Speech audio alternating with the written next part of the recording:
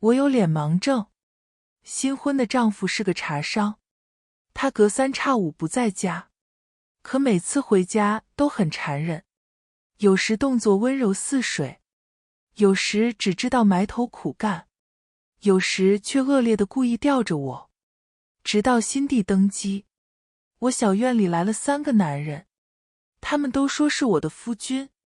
我睁着茫然的大眼，分辨不清，到底谁是我的夫君啊？亲爱的朋友，你有没有过这样的时刻，偶然翻开一本旧书，指尖触到泛黄的纸页，突然就想起某个午后，阳光透过窗棂洒在书籍上，连灰尘都在光束里慢慢飘。那时的时光好像特别慢，慢到能把书中的每一句话都嚼出味道。欢迎来到时光书房，喜欢我的朋友欢迎点击订阅分享。那我们故事开始。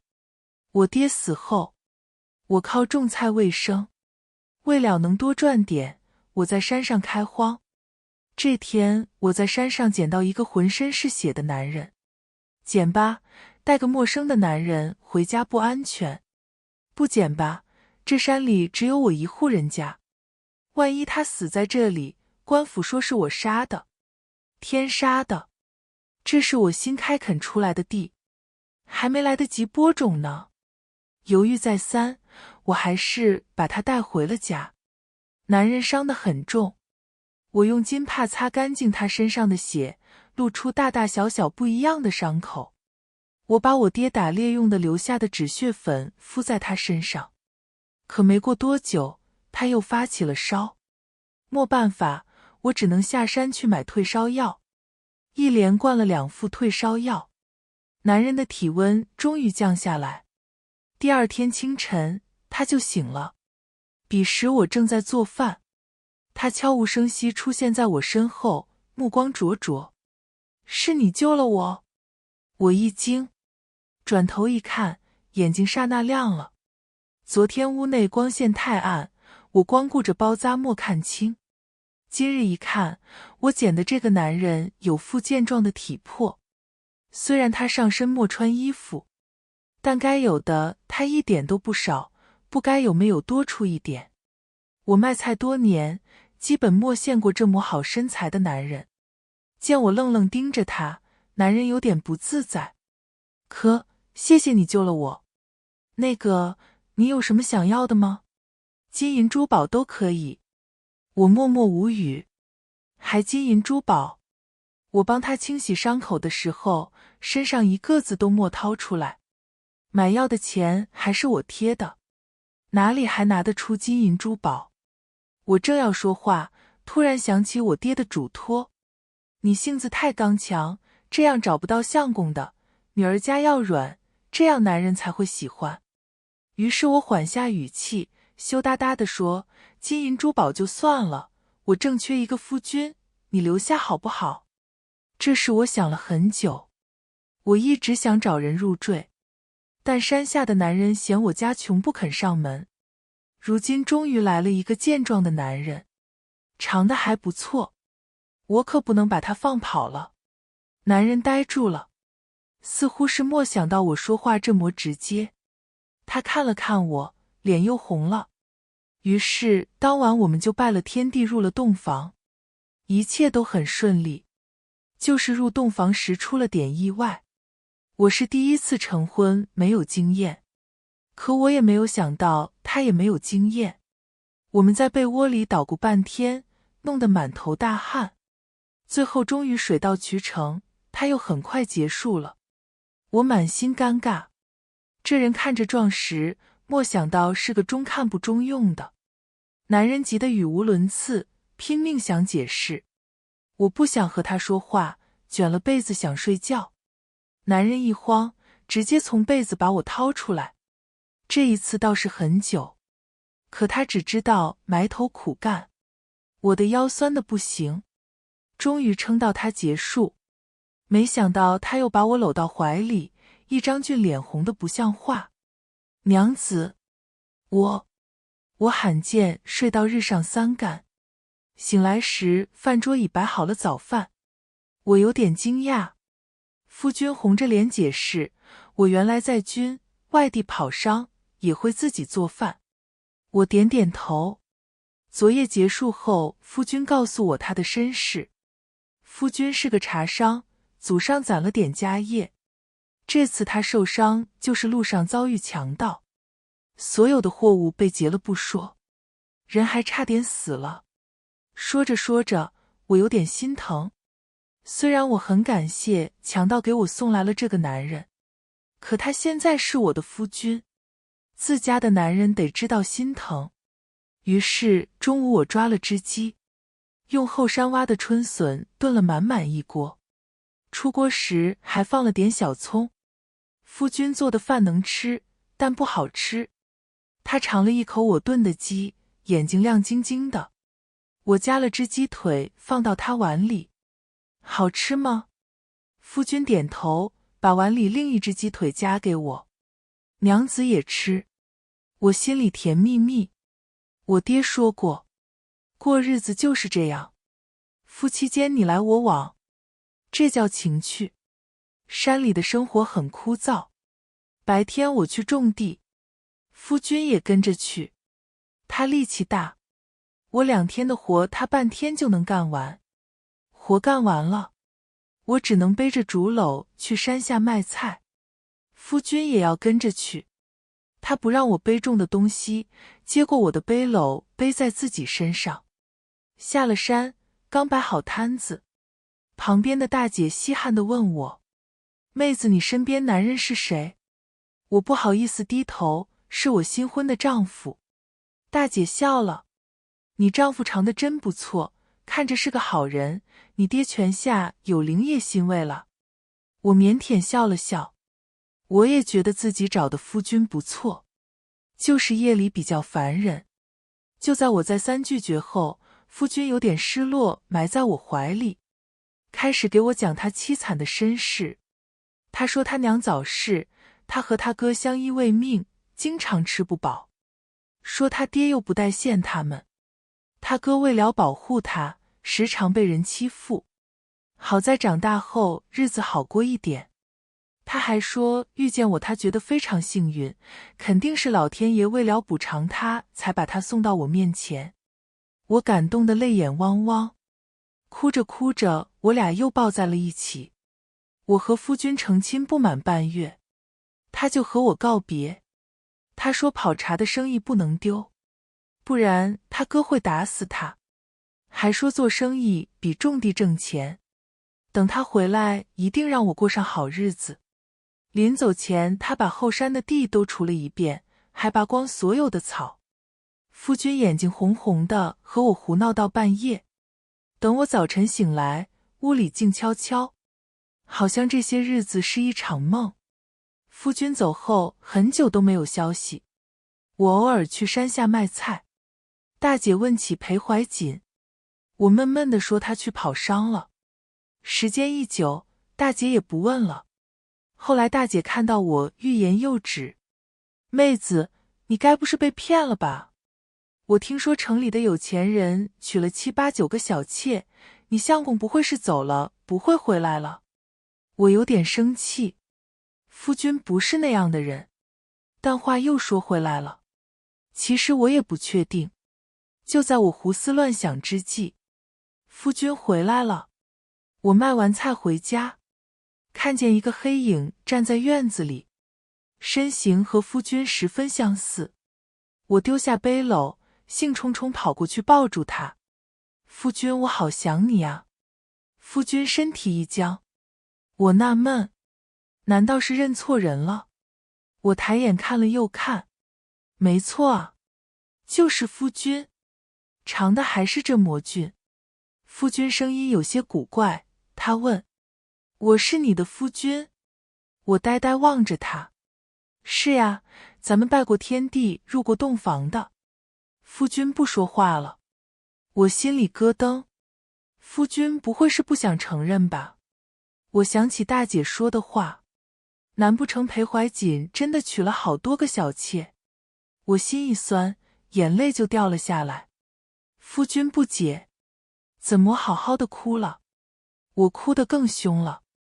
你是不是不要我了？村里人都说你赚了大钱，在外面娶了好多姑娘。夫君眼里闪过一丝兴味。那娘子你觉得呢？我有没有在外面养外室？我眼神愕然。夫君变了，以前的他踏实内敛，现在好像有点花花肠子了。他不会真的娶了别的姑娘吧？我哭得不能自抑，眼泪大颗大颗的掉。夫君似乎笑得更开心了，怎么哭得这么凶？别哭了，是为夫错了。为夫逗你的，我没有养外室。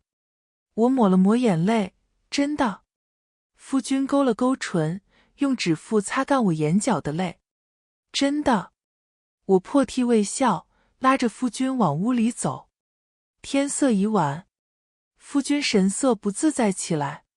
回屋做什么？我回头嗔怪。夫君真笨，回屋当然是睡觉了。夫君愣在原地，任由我拖着他走。进屋前他还挣扎了一下，然后发现整个院里只有一间卧房，只能认命进了屋。我捂嘴偷偷笑，许久未见，夫君竟然害羞起来。躺在床上的夫君奇迹般老实乖巧，也没有刚才的花花肠子了。他张了张嘴，熄灯吧。我诧异看向他，夫君迷惑发问，怎么了？我扭捏地问他，今天晚上不做吗？往常夫君在家，每天晚上都忙个不停，今日回来倒装上君子了。夫君眯了眯眼，淡声问，做什么？我轻轻捶了一下他的胸口，当然是做夫妻之间的事啦，讨厌。夫君被我一拳捶的好半天都没反应过来。我看了看自己的拳头，没使多大力啊。夫君僵硬缩在被窝里，声音闷闷的，天色已晚，娘子我们早点歇息。我心头一颤，夫君这次回来态度冷淡了不说，也不愿意和我亲近了。我越想越委屈，偷偷在被窝抹眼泪。身后夫君靠过来，语气无奈，好好的怎么又哭了？我吸了吸鼻子，小声说道，夫君你这次回来好奇怪，像变了一个人一样，不和我困觉不说，对我也没有以前黏糊了，你还说在外面没有别的女人。夫君沉默了好久，然后问我，真的要做？我脸颊滚烫，明明以前是他热衷这个，如今倒显得我急不可耐。我想了想，点点头，还是要验一验的。万一夫君真的娶了旁的姑娘，倒也是能验出来的。夫君瘫在床上不动，一副视死如归的样子。我一看，这是不乐意和我同床。我生气地去解夫君的腰带，验出来了。好消息，夫君动作生疏，应当是没有旁的女子。坏消息，夫君比以前短了许多。我望着夫君长红的脸，罢了，做娘子的总要照顾好夫君的面子。我摸了摸夫君的头，安慰道，我明天下山去抓几副药，没准有用呢。虽然你没有以前厉害，但我和你过日子也不是图这个。尽管我听大姐说过，男人没用就是没用了，吃多少药都没用，但万一出现奇迹呢？夫君咬牙切齿，闭嘴！我茫然眨眼，夫君这是恼羞成怒了。他长臂一伸，我立马落入他怀里。第二天我是扶着腰起来的，连下山的时辰都耽搁了。我愤愤瞪了他一眼，夫君唇角微勾，脸上带着艳足的笑意。我不理他，背起竹篓就往外走。夫君亦步亦趋粘上来，娘子你去哪？我停下脚步，去卖菜啊，夫君你又不记得了。昨夜温存过后，夫君向我解释，他说他做生意时被人砸了头，很多事情都不记得了。解释完后，夫君逮着我亲热的不行。虽然我很多事都不记得了，但我无论如何都不会忘了娘子。我害羞低下头。夫君出门一趟嘴都变甜了。夫君缠着我也要下山，和昨日判若两人。果然我爹说的对，夫妻间有矛盾，睡一觉就解决了。如果睡一觉不行，那就多睡几觉。今日出摊晚了，还好大姐帮我占好了位置。夫君刚出现在我身旁，大姐的眼睛就直了。她目光痴痴地问我：妹子，你身边这位公子是谁啊？我看了看夫君，又看了看大姐。这是我相公啊，才多久你就认不出了？大姐目瞪口呆。啥？这个也是你相公？什么叫这个也是我相公？我只有一个相公呀。我刚想问清楚，对面大姐眼神瑟缩了一下，她慌忙低头整理青菜，双手颤巍巍。嗨，我还以为你又嫁了一个相公。这叫什么话？我是一个老实本分的女人，我相公还没死呢，我怎么会改嫁？大姐这是把我当成啥人了？大姐抬起头，勉强笑道：是我眼神不好，看错了。我平息了怒气，原本以为我已经够脸盲了，没想到大姐眼神比我还不好。我回头，摊前围满一群娇滴滴的小娘子，含羞带怯望着我夫君。我怎么一段时间不见，夫君变得这么受欢迎了？我仔细打量夫君，好吗？胸肌没有以前大了，腿也没有以前粗了。也是，跑伤是个辛苦活，累瘦点也正常。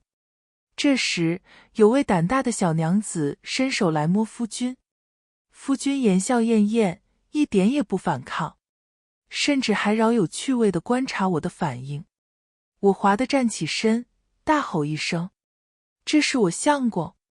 小娘子骚得猛缩回手，礼貌道歉：对不起，我不知道。我理直气壮：给钱。小娘子呆了：给什么钱？我夫君的豆腐钱。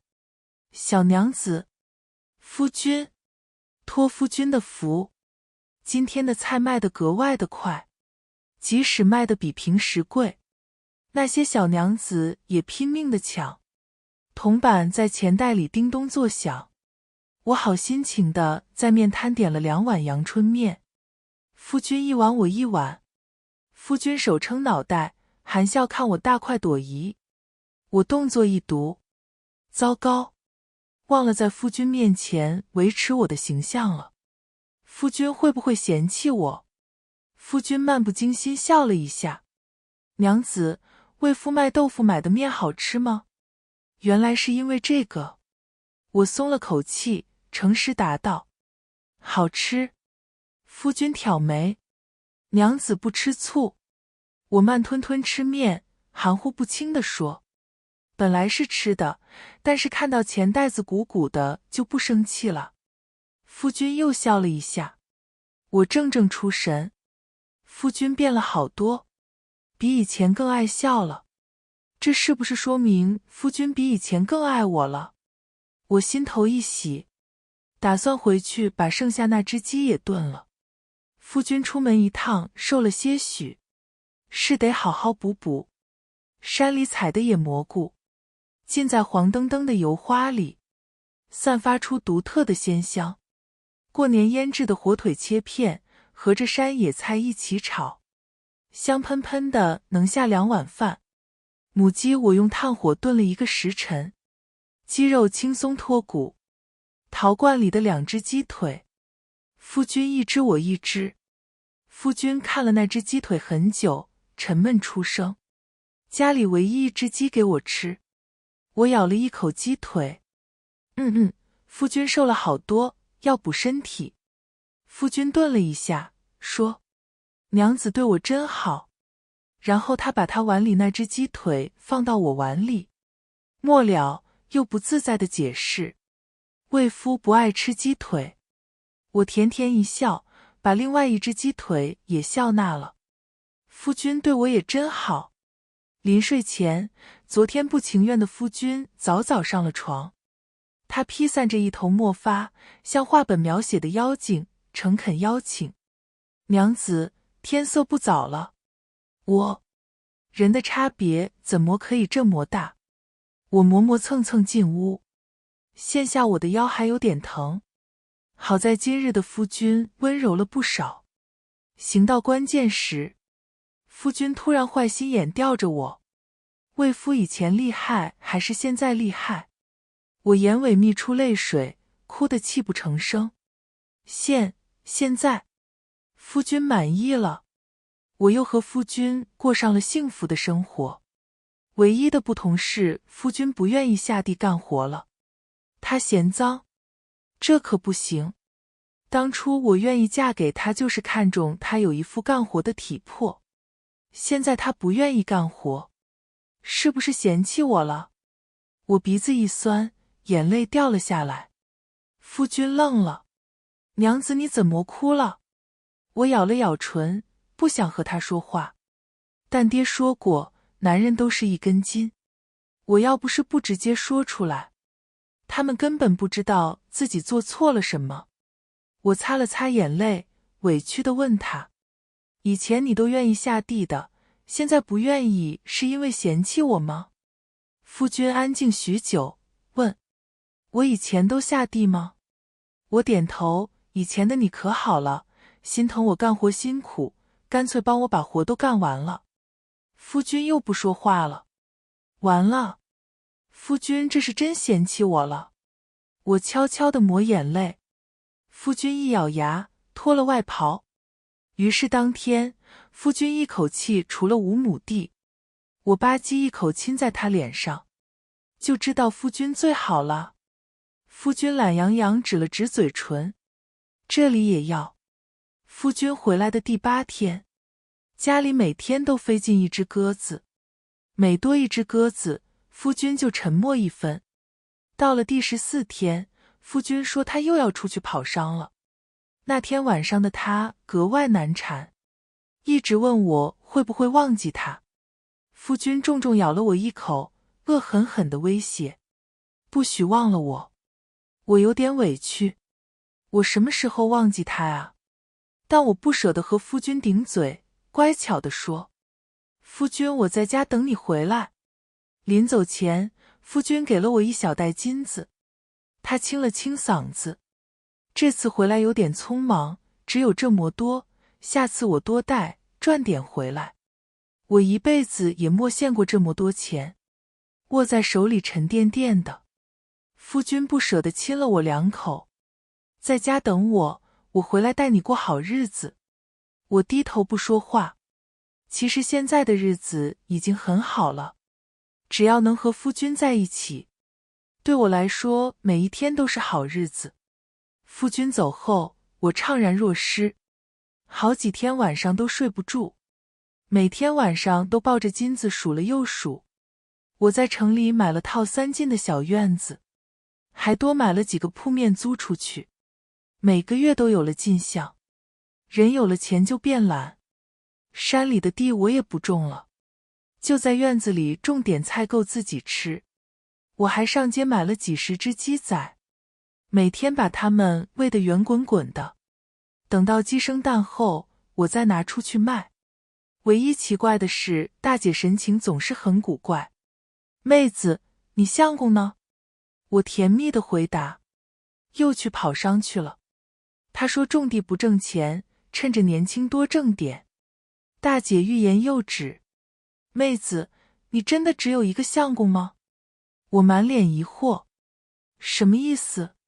我应该有几个相公？大姐嘴巴张了又合，最后瓮声瓮气地说：没时磨，就当大姐胡说了。奇奇怪怪。我摇头，不再询问。我终究不忍山里的地荒废，于是买了很多果树，种满山头。再过几年，等树结了果子，卖出去也是一笔钱。夫君不在的日子，我过得很简单。夫君对我很贴心，知道我想他，他隔三差五就会让鸽子给我报平安。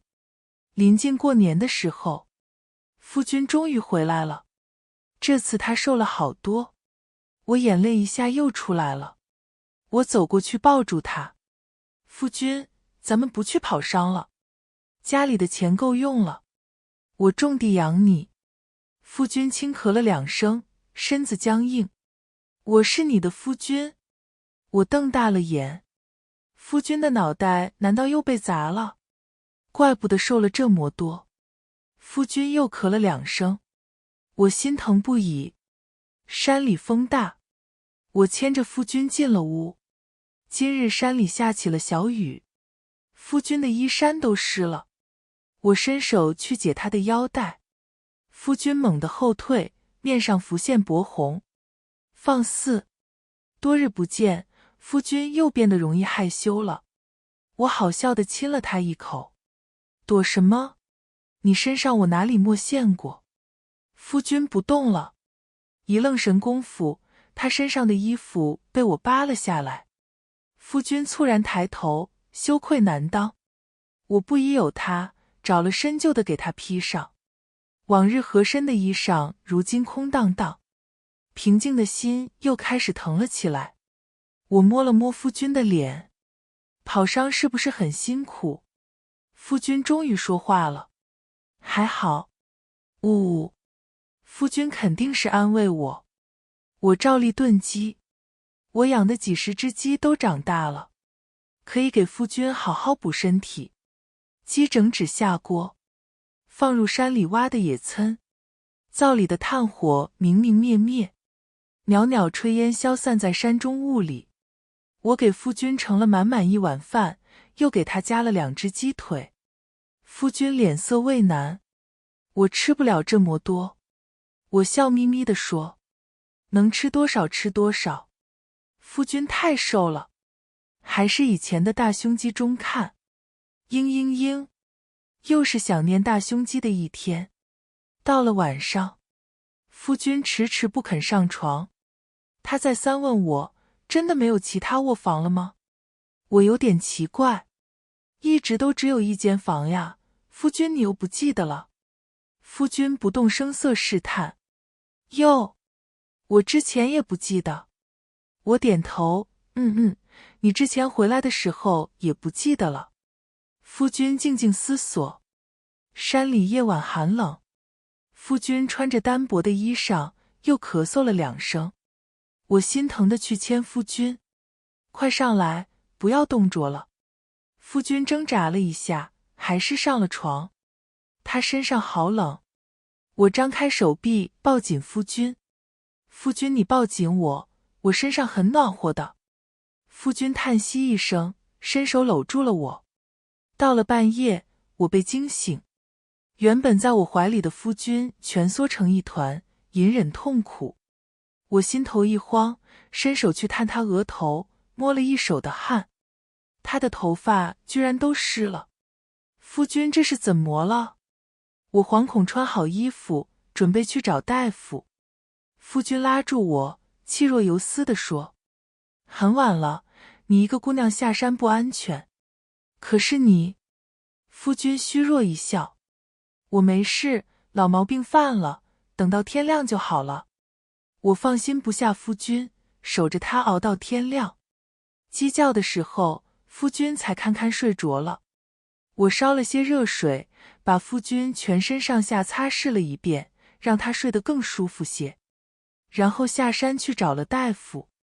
老头是10年前来我们村的，他一副世外高人的样子，却五谷不勤，连稻米和麦子也分不清，又不会做饭，靠东一家西一家施舍一碗饭。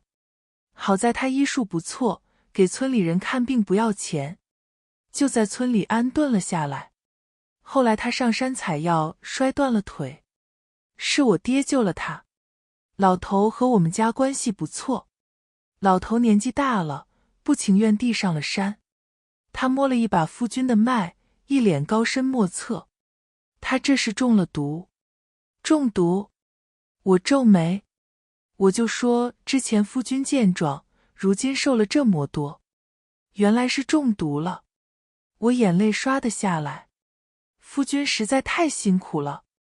我不停抹泪水。夫君探过来，轻柔地用手帕擦去我的眼泪。别哭，我已经习惯了。我的心软得一塌糊涂。夫君对我真好。一旁的老头木着脸。你们干什么？我又没说这毒不能解。我惊喜抬头。能解吗？太好了。夫君却没有想象中高兴，他苦笑。您老别骗我，这毒就连宫里的御医都说无解。老头怒了。他们是他们，我是我，请不要把我和那群废物混为一谈。我惊讶，不知道老头为什么突然生这么大的气。夫君抿唇，诚恳道歉。是晚辈无知，请老人家勿怪。老头哼了一声，面色稍缓。我凑过去问老头，这毒真的能解？老头瞪我，外人不信我就算，你也不信你大伯。我嘿嘿一笑，自然是相信的，只要你能救我夫君，我后院的鸡随便你吃。老头眼睛一亮，此话当真？我重重点头，绝无戏言。老头摩拳擦掌，我保管还你一个健壮的夫君。老头治疗的法子千奇百怪，除了日常喝药不说，还需要泡药浴。老头仔细嘱咐我，他中毒太深，这药浴对他来说痛苦无比，需要你在旁边看着他，以防他自残。我心惊，这么严重吗？明明之前的夫君还好好的。我煮好药浴，夫君却不配合。我去扯夫君的衣裳，他死死抓住。我气得脸色通红。明明上次你还让我脱的。夫君唇瓣又张又合，最后无奈地说：“这不合规矩。”我愤愤难平。哪里不合规矩？做娘子的脱自己夫君的衣裳，天经地义。莫不是你在外面有了旁的女人，要为他守身如玉？夫君还在絮絮叨叨。没有的事，只是孤男寡女不方便，你我身份有别，还是避嫌的好。叽里呱啦说什么呢？听不明白。我直接亲了夫君一口，然后顶着他震惊的眼眸，熟能生巧把衣服剥下来。夫君挺直的脊背一下子就弯了，像是被轻薄的有钱少爷。嘴唇颤抖半天也莫憋出一个字。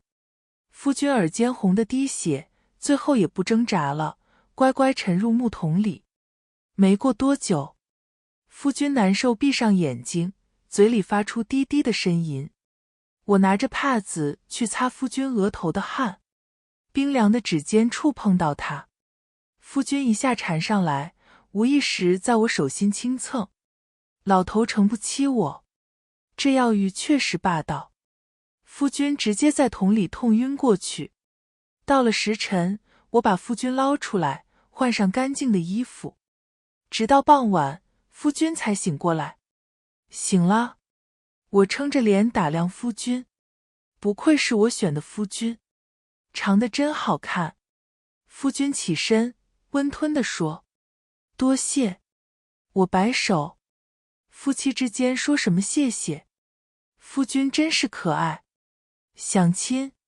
夫君犹豫了一下，慢慢凑近，蜻蜓点水般在我脸上亲了一下。我的心瞬间像泡在蜜里，甜得冒泡。嘻嘻，夫君总算不害羞了。次日清晨，我下山卖鸡蛋。夫君和往常一样陪我下山。大姐来得比我早，她看了看夫君，又看了看我，眼中有说不出的艳羡，好像在说：“死丫头，吃得真好。”莫等我说话，大姐抢先说道：“我知道，这也是你相公是吧？”什么叫也？我大脑空白一瞬，刚想问清楚，旁边的夫君剧烈咳嗽起来。我忙把水递给他。大姐神秘兮兮凑近，透着世外高人的我懂。妹子，你真是我们女人的榜样。我有点不好意思，其实我也没做什么。病弱的夫君比上次还受欢迎，围过来的小娘子比上次还多，竹篓里的鸡蛋被抢得一颗不剩。夫君若有所思，是家里钱不够用？我摇头，你上次给我的钱还没用完呢。夫君蹙眉，我上次给了你钱？夫君又失忆了。我惆怅不已，这样下去，夫君不会把我也忘了吧？夫君回来的第1个月，正好是除夕，他的药浴结束，也不用再煎药。老头拍着胸口保证，你夫君体内的毒已经清得干干净净了。我大喜，送了老头6只熏鸡和2只大火腿。今年家里富足，我欢喜地进了灶房，做了6菜1汤。灶里炭火噼里啪啦，屋内暖洋洋。夫君似乎心情也很好，轻饮了几杯，屋里气氛恰到好处。夫君还温柔朝我笑，我壮着胆子去拉夫君。这次他没有挣扎，很顺从地和我进了里屋。同样的流程又走了一遭，我茫然睁大眼。夫君抱着我道歉，对不起，我可以再来一次吗？夫君真有礼貌，都老夫老妻还搞这套。我捂嘴偷笑，再次缩进夫君怀里。虽然夫君大病初愈，但依旧如常，而且夫君变得更体贴了，经常会问我，这样可以吗？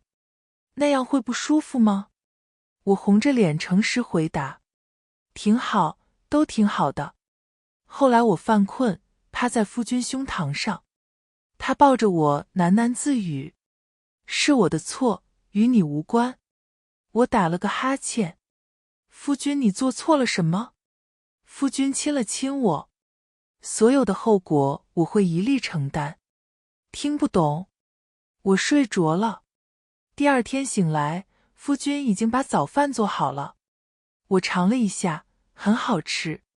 夫君的厨艺大涨，我埋头窃喜，这夫君可找得太好了。吃完饭，我去喂鸡，突然发现院里好像很久都没出现鸽子。也是，夫君都回来了，哪里还需要寄信呢？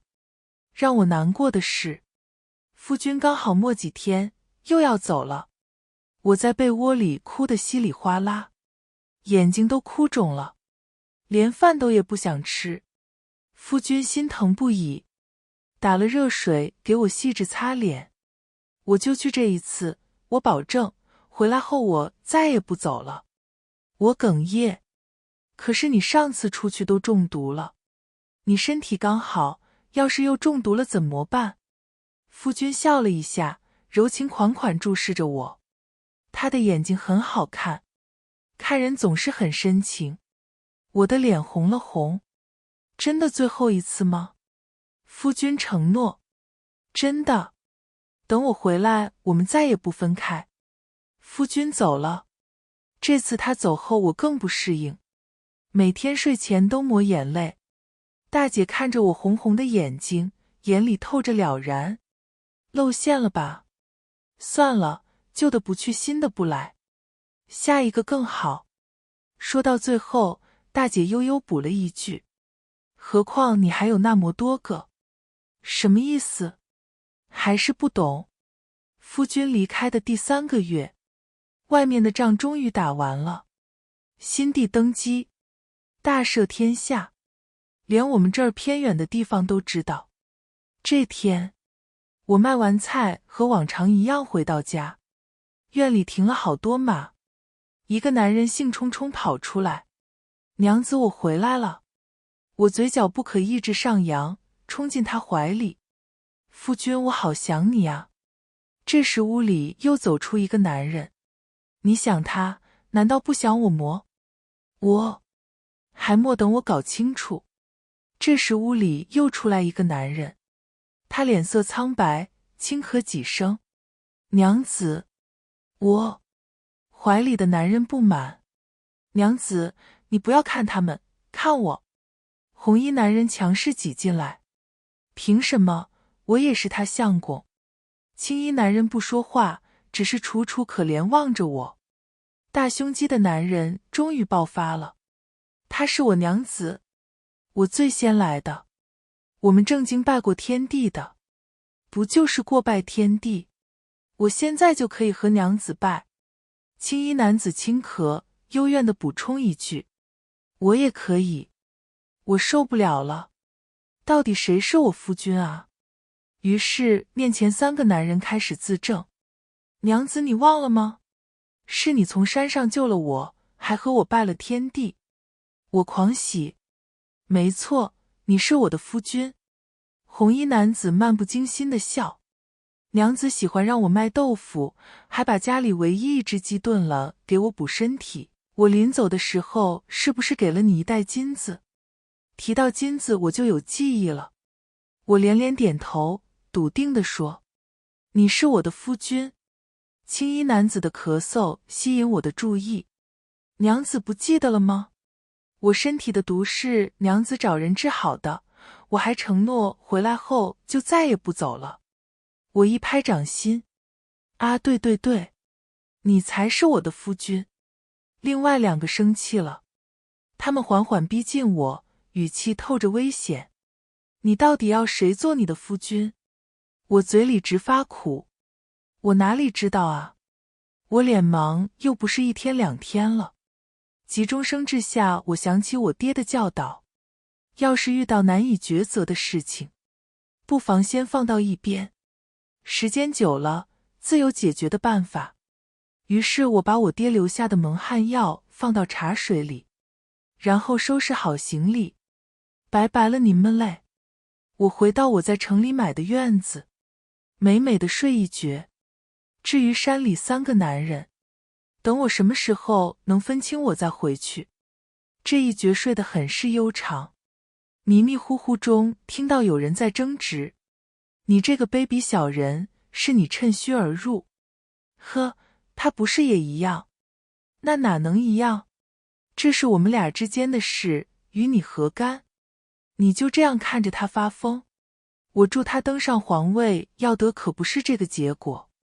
第3个声音响起：你们吵有什么用，也得看娘子是否愿意。第1个声音蓦然暴怒：这皇位我不要了，这皇帝谁爱当谁当，我只要娘子。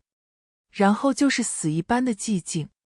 我醒来时发现自己在一个很大的宫殿，青衣的夫君受伤看向我：娘子，你不要我了么？我眨眼，我挠头，我左顾右盼。啊，这个，其实我可以解释，可怎么解释呢？夫君真的很温柔，他体贴给我找好解释。你出走是因为不知道到底选我们哪一个，是与不是？不愧是温柔的夫君，就是懂我。我连连点头。夫君柔柔一笑：我们几个都不愿娘子为难，于是商量好了，我们都陪在娘子身边。啊，还可以这样？啊什么啊，一下多了3个相公，你还不高兴？红衣夫君没好气地说。我见不得夫君不高兴，伸手去拉他。红衣夫君脸色缓下来，嘀咕一句：算你还有良心。我讨好一笑，背后撞上温热弹性的胸肌。剩下那个夫君眼巴巴望着我。娘子，我也握住他的手。不管发生什么，我们4个把日子过好比什么都重要。今天的时光书房之旅到这里就暂告一段落了。下一期我们会带着新的时光之书与你相遇，可能是关于老上海的弄堂故事，也可能是藏在经典名著里的岁月细节。记得常回来看看，时光书房永远在这里，陪你在文字里与时光温柔相拥。咱们下期见。